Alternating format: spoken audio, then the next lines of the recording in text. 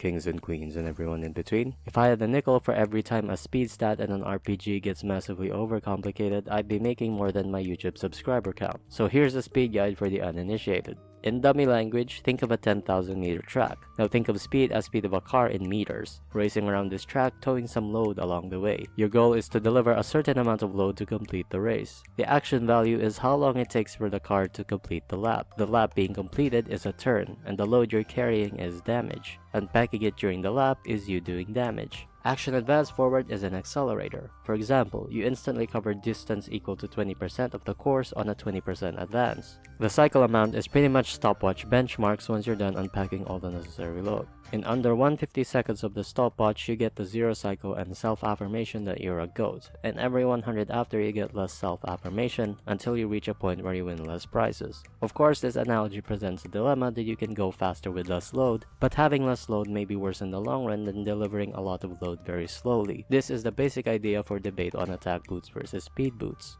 There's a couple of things you have to know. Cycle-based content is very funky with how enemy waves work. To use our previous analogy, think of enemy waves as a set of trials. If you packed enough load on a certain benchmark, you keep that benchmark and go back to the start of your track. The stopwatch resets for the second trial, allowing a bit more space for you to do more damage. Due to this, there are speed breakpoints that have come to existence. With a 134 speed character, you get just enough to complete 2 laps at the 0 cycle. If you complete that wave in the 0 cycle, you get sent back to the start of the 0 cycle on the next wave with a reset stopwatch so you can take another 2 laps. With a 128 speed character, you get the same thing except you take 2 laps on the first cycle instead of the 0 cycle, meaning the only prime benefit of 134 is if you can be assured that those 2 turns are enough to clear the wave.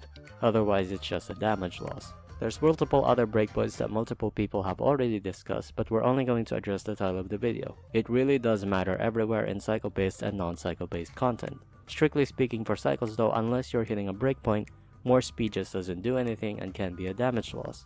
But for scoring systems like Apocalyptic Shadow, the in-between speed can actually matter due to the AV-based system instead of cycles. Another thing is speed tuning. Bronya can cut your action value to 0 to bring you up after her turn instantly. That means if you put her at 1 less speed than your main DPS, the main DPS gets sent back all the way to the back of the line after their turn, and Bronya instantly brings them back up. Since the DPS is better than Bronya, they can take the granted instant turn and have enough speed to go back in front of Bronya and repeat the process. So is speed really overrated? Hell no, the game runs on speed. But certain speed breakpoints very much are. Unless you're very assured and have the builds to justify certain speed breakpoints, then you really shouldn't care about getting it too much. This is variable across many characters and one thing doesn't always apply to the other. But anyway, that's all for today. See ya.